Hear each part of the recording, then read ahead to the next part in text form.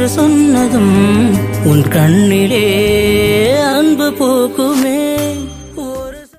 மாயவரத்துல இருந்து மணிமாறன் ஒரு அண்ணன் நான் போடுற முதல் வக்கீல் கோட்டை அவர் காசுல தான் இருக்கணும்னு 5000 ரூபாய் வச்சிருக்காரு.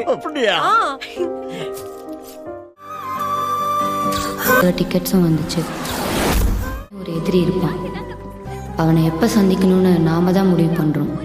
ஆனா பவித்ராவோட எதிரி அவ கனவுல ஒளிஞ்சிட்டு இருந்திருக்கான்.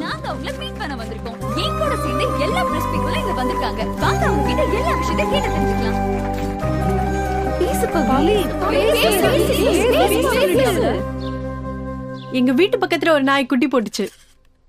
எங்க வீட்டு பக்கத்துல ஒரு நாய் 10 குட்டி போட்டதுங்க. அந்த 10 குட்டி ரொம்ப அழகா இருக்கும். அதுங்க அம்மா கிட்ட இருந்து ஒவ்வொரு குட்டியா பிரிச்சு பிரிச்சு எடுத்துட்டு போனாங்க. அதுல ஒரு குட்டி மட்டும் ரோட்ல இங்கேயும் அங்கேயும் பாவமா சுத்திட்டு இருந்தது.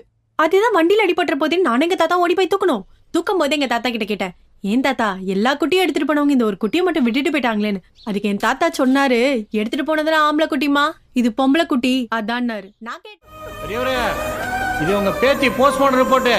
வெளியே பத்திரிகையாளங்க வெயிட் பண்றாங்க, போய் காமிச்சிட்டு எப்படி செத்தான்னு சொல்லுங்க. நோண்டி நோண்டி கேட்பானுங்க, ரிப்போர்ட்ல உள்ளது மாதிரியே சொல்லணும். என்ன இருக்கு? ஒண்ணுமில்ல, நேத்து உங்க பேத்தி நல்லா குடிச்சிருக்கு. ஊர்ல எல்லாம் அவகாசம் அதிகம் போல. அப்படியா? இங்கே நேத்தி 3 பசங்களோட. நான் சொல்லல, மெடிக்கல் ரிப்போர்ட் சொல்லுது.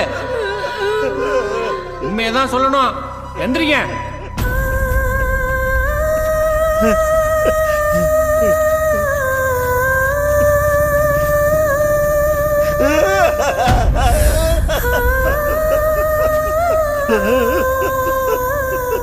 என்ன பெரியவரே, என்னாச்சு பவித்ராவுக்கு? அவ 7ஆம் கிளாஸ் படிக்கும்போது ஸ்கூல்ல ராட்னத்து மேல ஏறி ஆடி அங்கிருந்து கீழே விழுந்து பலமா அடிபட்டுடுச்சு. 1 வருஷம் படுத்த படுக்கையா இருந்தா, ராட்னத்து பக்கமே போமாட்டா.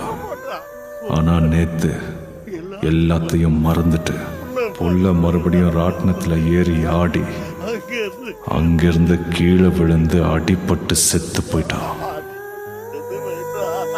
எங்க முடிவை அவன் எழுதி வச்சான், நாங்க என்ன சொல்லணும்னு அவன் முடிவு பண்ணான்.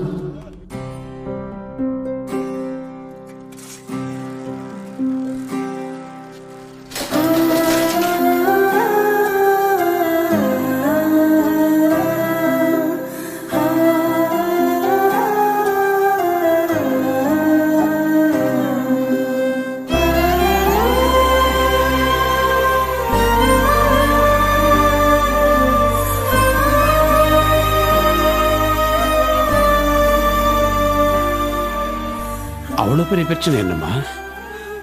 அவ கஷ்டப்பட்டு படிச்சு ஸ்டேட் பஸ் எடுத்தா தான் சார் இங்க பிரச்சனையே.